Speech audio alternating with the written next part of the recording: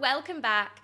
If you watched my last episode on the fees, then I guess you're excited to find out more about that 80% saving tip and which banks are offering it. You may also have questions about interest rates and whether now is the best time to be securing a mortgage. Well, the best person to help you with this is, of course, your mortgage advisor. They are there to help you guys secure the best possible mortgage. Today, I'm going to be joined by Kevin, who is a fantastic mortgage advisor here in Dubai.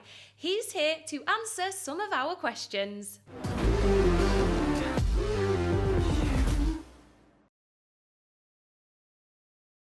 Kevin, thank you so much for joining us today. So tell us, how long have you been living in Dubai and how long have you been working on mortgages for?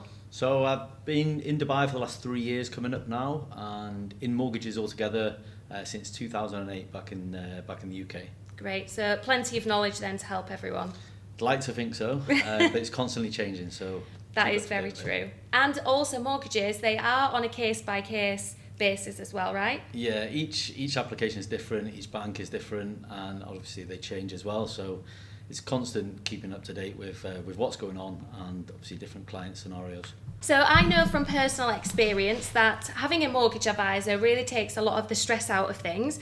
But tell us, what is the benefit of having one and why is it really important to use a mortgage advisor? So really good question that. I've literally just had a conversation with a client who's asked me the exact same thing. I would say the benefits of it are, generally speaking, if you want a mortgage, you're probably going to go to your own bank. And then what you've got to realise with that person is they work for the bank. Now, if you employ a mortgage advisor or if you go to a different broker, they don't work for any specific bank, they work for you. So they may suggest going with EMBD and DIB at the same time as a backup, something which you're not going to get in by just going to one bank. Also, you could go to your bank and they could take all your details down, and then you may find that you're not eligible for them. So then you've got to do the whole thing again with another bank, and that's just time consuming. So it's better to speak to a mortgage advisor. They'll run through your unique circumstances, and then they'll recommend what the most cost-effective option is at that time, and then put the application in for you. Yeah, perfect. So I think there's like 22 banks. Yeah, 22 different banks. However, you're only really going to get one, which is the most cost-effective. We know that in this industry, time is money. So by using a mortgage advisor, you're definitely going to save yourself some time and get the best mortgage that's right for you. Exactly, and in most cases as well, it's actually cheaper. Because somebody actually asked me the other day, what is the fee for a mortgage advisor? Do I pay it? Does the bank pay it? So typically speaking, there isn't any fees for the client to pay. The bank pay the broker. Now, again, every client is different, every application is different. So if you're kind of self-employed or a non-resident and the specific circumstances are a little bit more difficult, then there may be a fee to be charged. But it's dependent on you as an applicant and the bank that you go with and the whole kind of application as a whole, really. Yeah. I know that mortgages can be completely overwhelming, so tell us, what happens the first time that somebody comes to you? What happens at the beginning of the process to get them started? They always want to know what the lowest interest rate is. That's usually the first question that gets asked. The first question that I then ask back are qualifying questions. And what I'm basically trying to do is narrow down options that are available. Based on them answers, I can pretty much narrow down straight away and say this is the most cost-effective option. It then goes into a little bit more detail when you then send the documents back, because sometimes your income, it's easy to tell me what the income is on the phone. However, when you send the salary certificate or the pay slips, it may be slightly different. Mm-hmm. For example, imagine an Emirates pilot, for instance.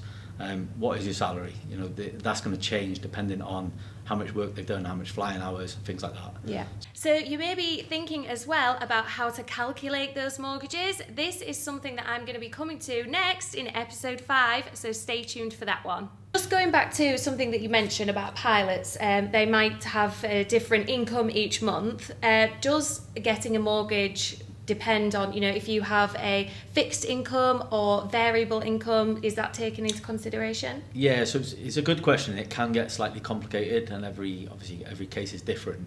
But going back to the pilot scenario, they're going to get a fixed income. It's usually basic transport and housing, sometimes like school allowance as well. That fixed income for any bank, for any mortgage, needs to be a bare minimum of 10,000 dirhams a month. If it's 9,999, then it's not going to happen. If it's 10,000 and above, then you can get a mortgage based on that amount. Now, any variable income on top of that can also be used for some banks, but it depends on case by case.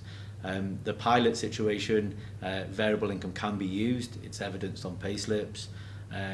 Looking at commission and things like that, that can also be taken into account, but we need to look at the case as a specific rather than answering it generically. I had a client recently in his 60s, and he was asking what that means for him if he were to apply for a mortgage. So strictly speaking, for a salaried client, they need to have the mortgage paid off by the age of 65. For self-employed, that can increase to 70.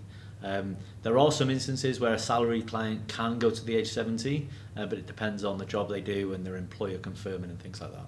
I also get asked a lot, probably the first question that anybody asks me when it comes to mortgages is, how can I make sure that I get the best interest rate?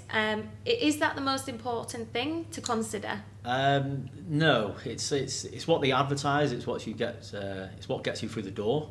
As of right now, the best interest rate is around the 4% mark, but 4% with a high processing fee may not be as good as 4.5% with no processing fee, and that depends on the loan amount. Because you have fixed and variable. So the two different mortgages here are either fixed or variable. Every mortgage is going to be a variable at some point. It's just a fixed rate mortgage. You'll be fixing the rate for a set number of years at the start. So you could be on 3.99 fixed for 5 years, followed by a variable rate, which would then track the central bank's EBOR rate. Off-plan projects are on fire at the moment. It seems like all the investors want a piece of them. But how does that work in terms of mortgages? Would you be able to get a mortgage on an off-plan project? Strictly speaking, when you originally apply for a mortgage, you're actually just applying for a loan amount. So the bank are assessing, can they raise you this amount of money?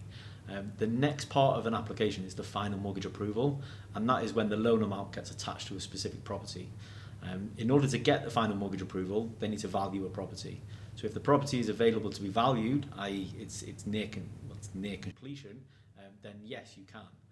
However, if it's an off-plan property that's not going to be completed for a few years, then you're not going to be able to get to that final approval stage. So I know that in my last episode we spoke about the fees. There is an amazing kind of like initiative that the banks are doing that will help people to get onto the market much quicker. That they will cover some of the fees, I believe around 80%. Which kind of fees are they, and what if you could tell us a bit more about that? Yeah, so it's called fee financing. The majority of banks will do it. It's probably easier to list the ones that won't than the ones that will. The majority of them will do it. Essentially what they do is they pay a portion of the DLD fee, a portion of the real estate fee and transfer centre fee. All in all, I would say as a general rule of thumb, if you've got the 20% down payment and then you've got an additional, say 2.5% of the property value, that would cover everything to get you through the door. The rest of it can then be added onto the mortgage.